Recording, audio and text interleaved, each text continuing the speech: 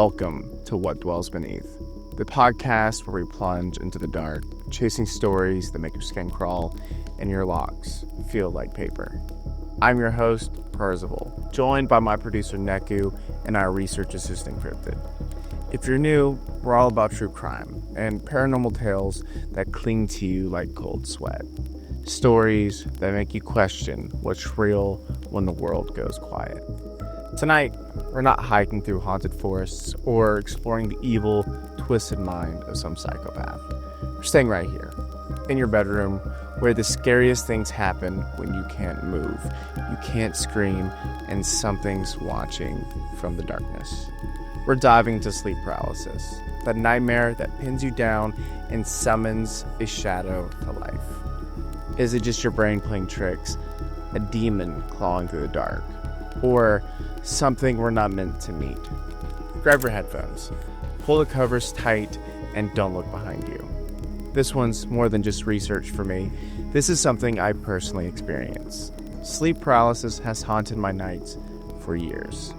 There's moments where I'm awake, my body is locked, trapped in a limbo where something's just out of sight, seems to move, and the air feels thick with dread. It's not just a topic I've studied, it's the reality I live. So, let's dive into what sleep paralysis really is, why it happens, and how it feels when your mind is screaming, but your body won't move. Close your eyes. Actually, scratch that. Keep them open. But imagine it's 3 a.m. and you're in bed, the room swallowed by a darkness so thick it feels alive. You're not asleep, but you're not awake either, trapped in a gray, in-between place where the air is thin, like it's holding its breath. You try to move, but your body's a stone, heavy, useless. Your arms won't lift, your legs won't budge, and your voice, it's gone, locked in your throat like a scream that can't break free. Panic claws at your chest, and that's when you feel it, a weight, like cold, invisible hands pressing down, crushing the air from your lungs. It's not just pressure, it's deliberate, like something sitting on you, savoring your fear. You force your eyes open, and there it is. A shadow at the foot of your bed. Darker than dark. Human-shaped, but it's something demonic. Its face is a blur, featureless, and maybe it's got eyes, glowing faintly like embers in a dead fire, piercing you with a gaze that's too knowing. It leans closer, slow, deliberate, and you hear whispers. Not words, but sounds. Hissing, slithering into your skull, like they're picking at your thoughts. Your heart's screaming, pounding so hard you think it'll burst, but you can't move, you can't scream, you can't do anything but lie there as it watches. Its presence suffocating, it's ancient, and it's hungry. It's not just in the room, it's in you, filling the cracks of your fear. Then like a switch flipping, it's gone. You gasp, you jump up, the room is normal. The silence is deafening, but you're not okay. That shadow is still with you, burned into your mind like it left a piece of itself behind. Was it a dream, a trick of sleep, or did something find you in the dark? Tonight we're tearing back the veil on sleep paralysis, the terror that turns your bedroom into a battlefield. Sleep paralysis is a trap, a moment where your body and mind turn traitor. You're caught in a liminal space, not quite asleep, not quite awake. Your brain is flickering like a broken bulb. It's called REM atonia. Your muscles are locked, a hardwired trick to keep you from thrashing out in your dreams. But something goes haywire. You wake up, or you think you do, and you're paralyzed. Your arms are lead, heavy as if they are chained to your bed. Your legs are stone, useless no matter how hard you want them to move. Your voice is a ghost, silent even as your mind screams for help. Your chest feels crushed, like an invisible weight's pinning you down, squeezing your ribs and stealing your breath. It's not just tight, It's almost personal, like something's intentionally pressing harder, testing how much you can take. Your heart races, a frantic drumbeat, but you're helpless. A prisoner in your own skin, trapped in a body that won't obey. Then there's this thing. It's a living darkness, a presence that makes sleep paralysis more than a glitch. It's not just about being stuck, it's about what comes for you. Across the world, from city apartments to remote villages, people see it. A figure, a presence, something that's more than a hallucination. It's human-shaped, but twisted. It's tall, stretched like a silhouette pulled thin. It's dark, like it's carved from the void itself. Sometimes its face is a smudge, a blank where features should be, swallowing the light. Other times, it's worse. It's got eyes, glowing red, white, sometimes yellow, staring with a hunger that freezes your blood. They're not animal eyes.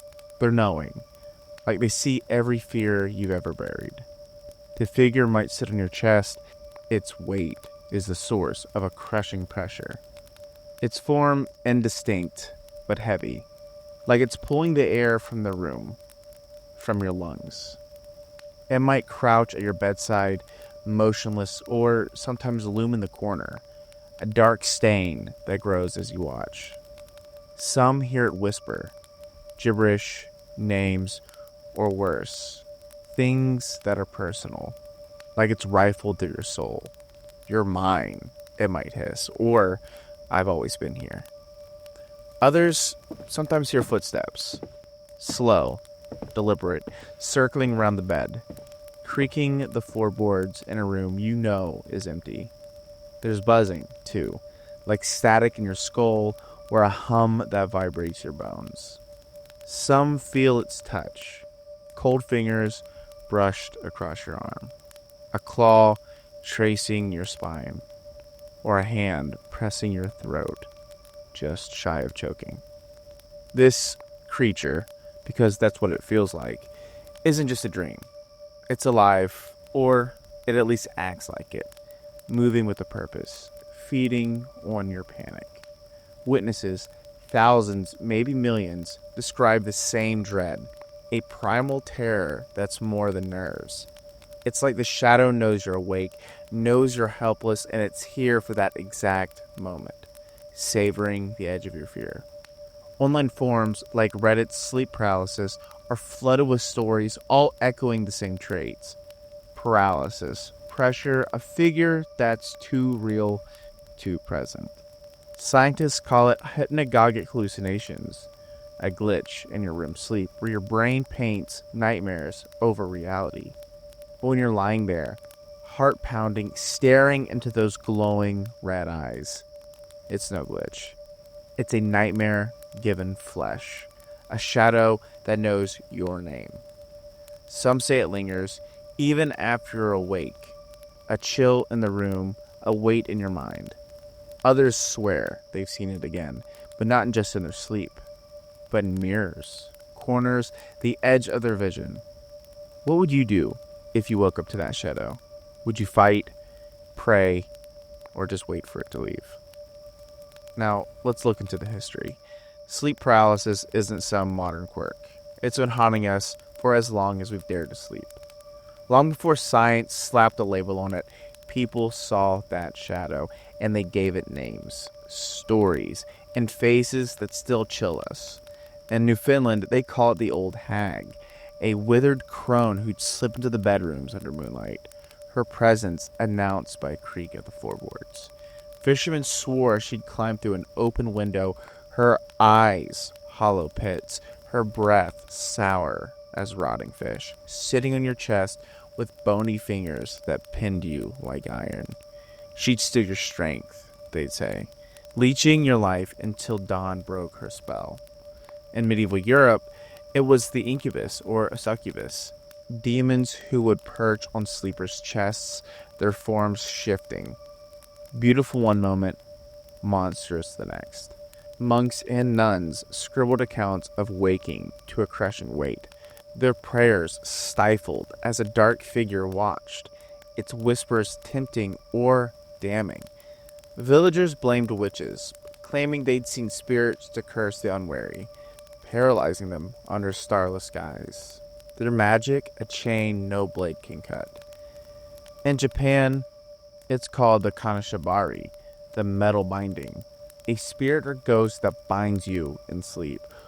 Old tales speak of vengeful Onryo, their faces pale and twisted, hair trailing the ink, pressing down on victims with cold, relentless hands that choke the air.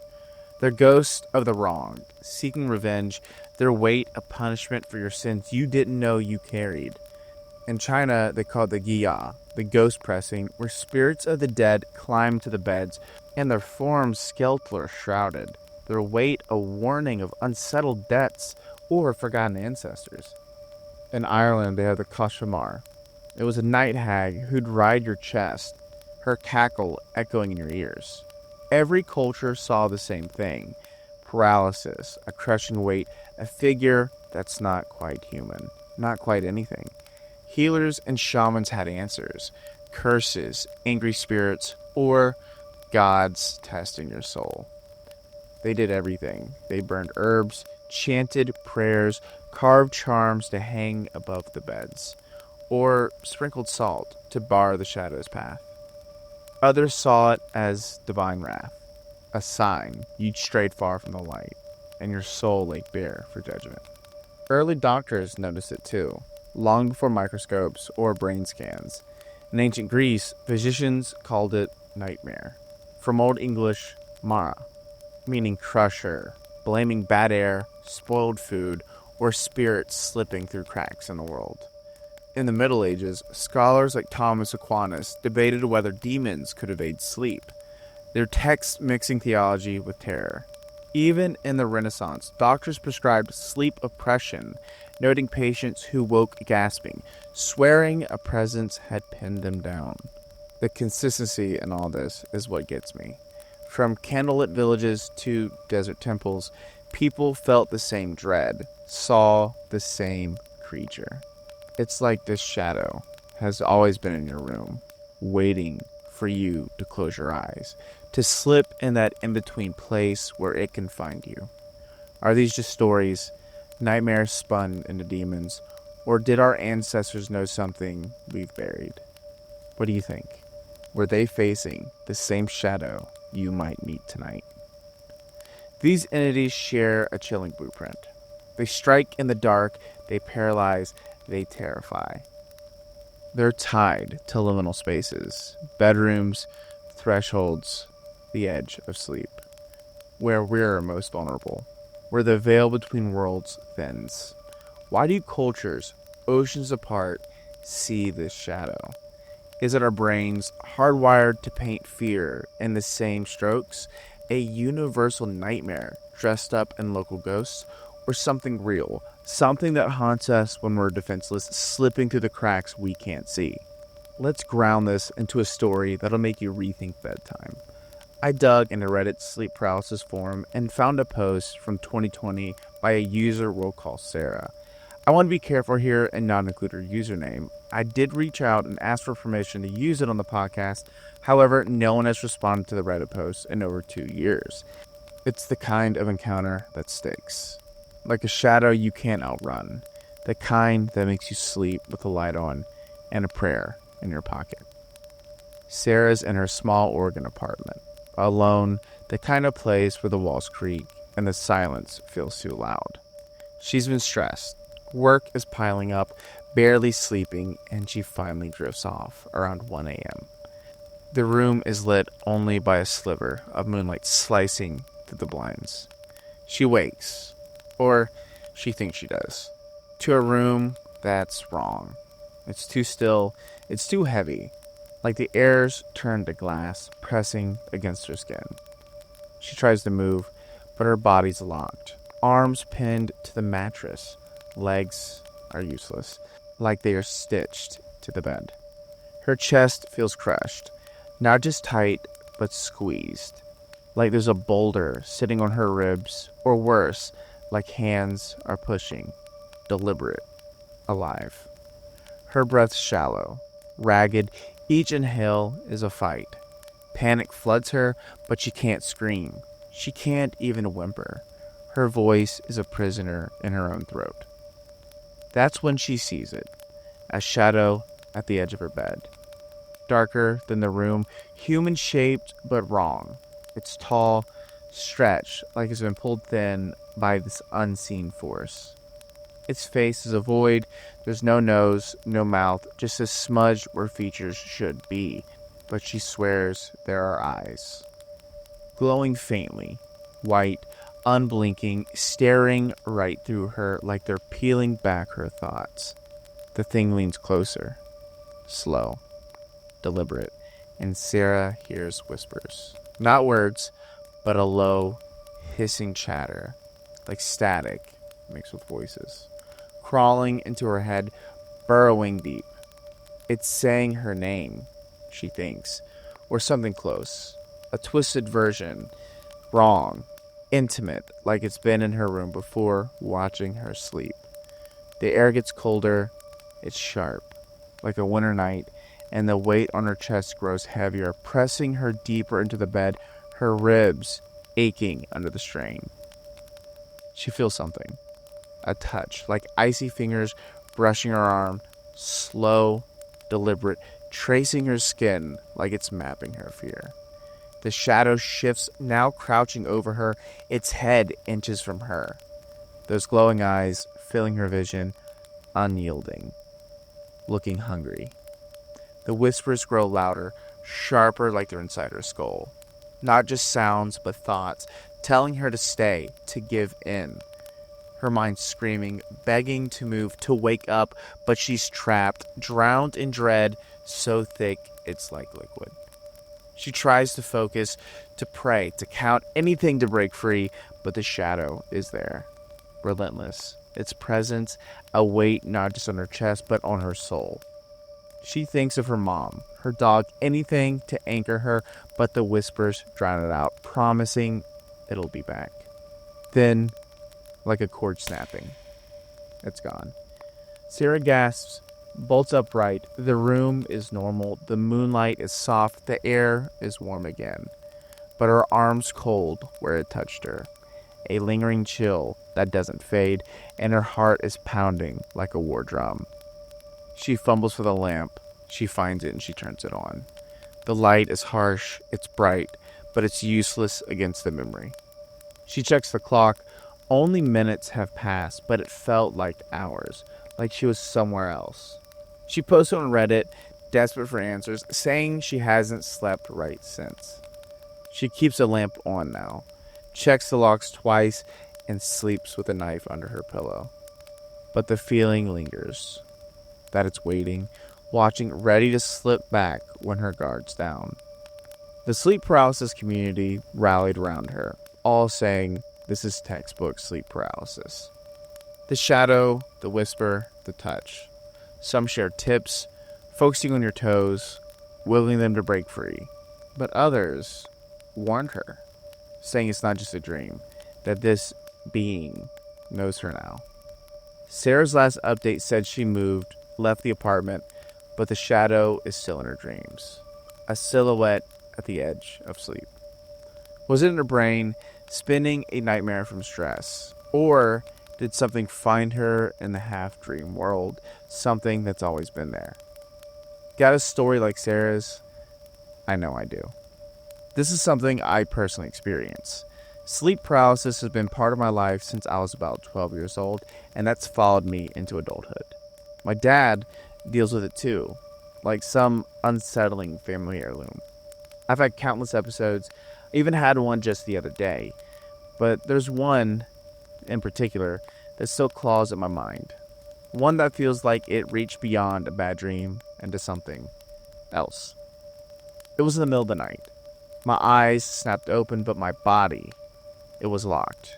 Like I was pinned to the bed by invisible hands, not one pair, but many, pressing me down. I felt like I was being held captive. The room wasn't right. Everything was drenched in this dark, pulsing red, or I thought it was, like the air itself was alive and bleeding. I couldn't see figures, but I felt them. Crowded around me, their presence heavy, suffocating. Then there was this sound, low and rhythmic, almost like chanting, but the words slipped through my mind like smoke. I couldn't understand them, but they felt wrong, like they weren't meant for me. I wanted to fight back, I wanted to swing, I wanted to scream, to call out for help, anything, but my body betrayed me. My heart was racing, but my fists wouldn't move. It felt like hours trapped in that red haze, those unseen arms holding me down. That eerie chant circling me. In reality, it was probably minutes, maybe less.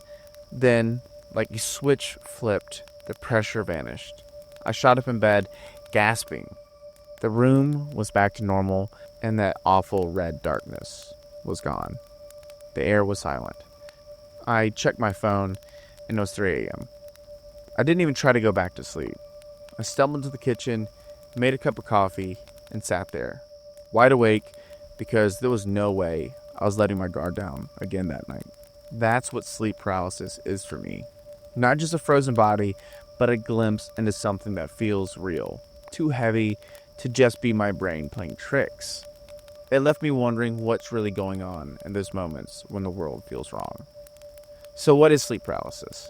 A glitch, a ghost, or something that doesn't fit in either box? Let's unpack the possibilities, from the lab to the stuff that makes you question everything. First, the scientific take. Sleep paralysis is a misfire in your REM sleep, the dream state where your body is paralyzed to keep you from acting out your nightmares. This is a safety switch, but sometimes it doesn't flip off when you wake, leaving you locked in, your brain half dreaming, half aware. The shadow, they're just hallucinations, says science, conjured by your amygdala, the fear center going into overdrive. The weight on your chest, your brain misreading your breathing, amplifying it into pressure. The whispers, the touches, hypnagogic images, your mind painting terror over reality. Studies, like the ones from Stanford, show it's common, hitting up to 40% of people at least once in their life, especially if you're stressed, sleep deprived, or your sleep schedule is a mess. It's worse for night shift workers, students, or anyone running on fumes. Your brain's more likely to glitch when it's frayed. It's biology, not the boogeyman, they say.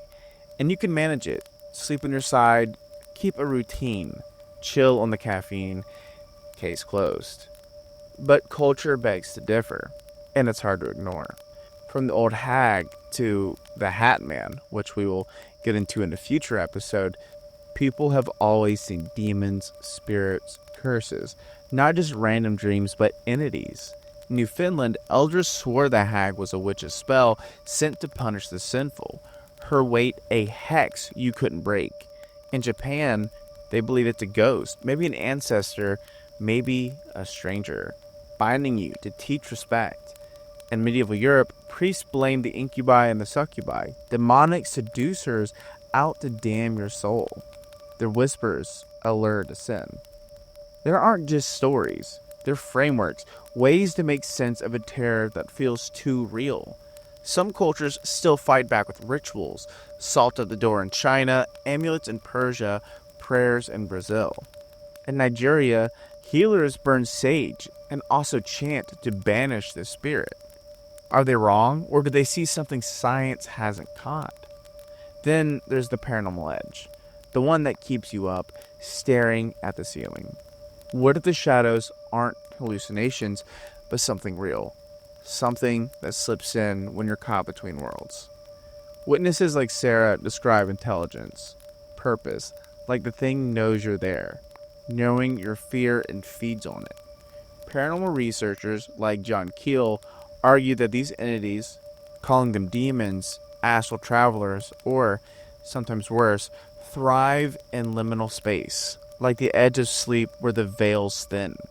They point to consistency, glowing eyes, whispers, crushing weight reported for centuries across every culture. How is an hallucination so universal, so specific, Some say these things are energy vampires, leeching your fear, your panic, growing stronger with each visit. Others go darker, aliens, interdimensional beings, or spirits that aren't just visiting, but haunting, drawn to the defenseless. In 1970s UFO lore, abductees described sleep paralysis and shadowy figures, eerily close to sleep paralysis reports. Is this just a coincidence? Or is it a clue? But there's more to chew on. Some cultures, like the Inuit, see sleep paralysis as a shamanic test, a spirit challenging your strength, prepping you for visions. If you fight, you grow. If you falter, it claims you. In modern witchcraft, some say it's a shadow self, your own fears given form, confronting you in the dark. Then there's the psychological angle. Not just biology, but trauma, stress, or suppressed memories surfacing as a shadow. Your mind's way of screaming what you've buried. But here's a twist that stuck with me. What if the shadow's a gatekeeper?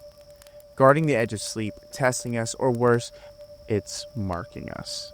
Native stories talk of spirits that judge the living, weighing their hearts in the dark. Maybe this thing is here, watching, deciding who's worthy and who's prey. Sleep paralysis is a nightmare you can't outrun.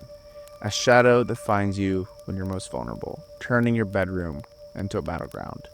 From a succubus's bony grip to Sarah's whispering void, it's a terror that has haunted us forever, a weight on your chest, eyes in the dark, a whisper that knows your name. Is it just your brain spinning fear from misfired neurons? A demon clawing through cracks in reality? Or is it a warning, carved into our souls, that some doors, some worlds, should stay closed? One thing is for certain. When you wake, frozen, with that shadow watching you, you're not alone, and you'll never sleep the same. Next time you're drifting off, when the room gets quiet and the dark feels alive, listen close. A whisper, a weight, a shadow at the bed's edge. Maybe it's nothing, or maybe it's already there, closer than you think. Thanks for braving the dark with us, listeners. Huge props to Neku Encrypted for making this episode as chilling as the Midnight Shadow. Got a sleep paralysis story or theory? Please join our Discord, The Tavern Dwellers, you can find in the show notes, and scroll down to the section for personal encounters. There, you'll find a form that you can fill out and send on over to me. You can also find it on our website, taverndwellers.com. Please rate us on Spotify or Apple, 5 stars if you can. It keeps us chasing these nightmares. Also, if you want to see more from me, Percival, I do have gaming content on YouTube, which you can find also in my Discord. We're back next week with another tale to haunt your dreams. Until then, stay curious, stay safe, and maybe tonight you should sleep with one eye open.